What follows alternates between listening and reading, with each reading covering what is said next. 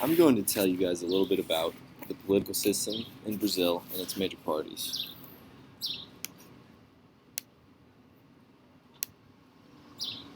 The basic structure is very similar to that of the United States, with an executive branch, a legislative branch, and a judicial branch. The legislative branch is bicameral, meaning that there are two houses. The lower legislative branch is called the Chamber of Deputies, with 513 deputies in it. And the upper legislative branch is called the Federal Senate, with 81 senators. So the Chamber of Deputies would be compared to our House of Representatives, and the Federal Senate would be compared to our Senate. The President's office has a four-year term length, and the only restriction is that the President is prohibited from serving as President for more than 2 consecutive terms. Deputies serve 4-year terms, and senators serve 8-year terms. Officially, there are 32 parties in Brazil. 28 of those have deputies in the Chamber of Deputies.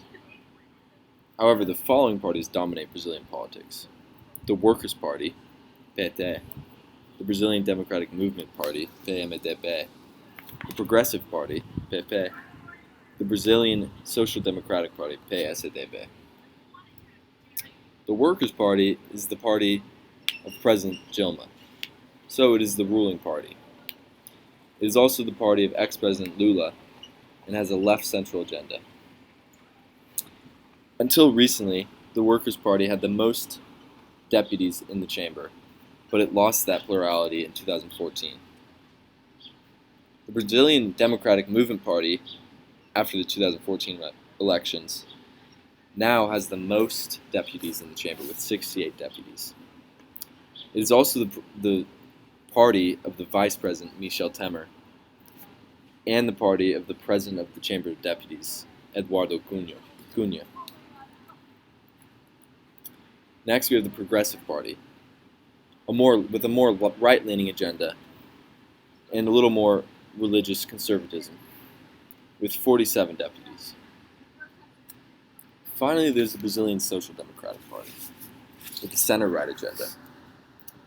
But it's been criticized recently by people who think their policies have converged too much with those of the Workers' Party, who they are not aligned with.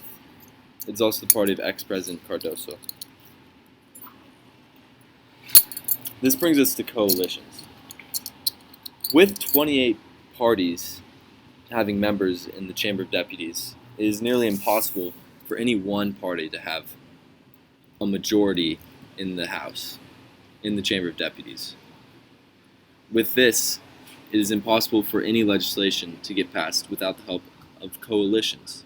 So coalitions must be formed with members from many different parties in order to pass legislation.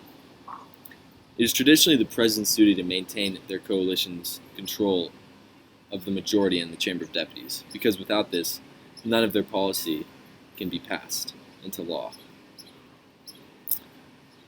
However, with this scandal of Petrobras and her own abrasive politics, Dilma lost the support of the members of Brazilian Democratic Movement Party, which I said has the plurality in the Chamber of Deputies, and the members of Progressive Party, which had 47 members in the chamber. This left Dilma very, very vulnerable to impeachment, which occurred because of her lack of support. That's about it. Thank you.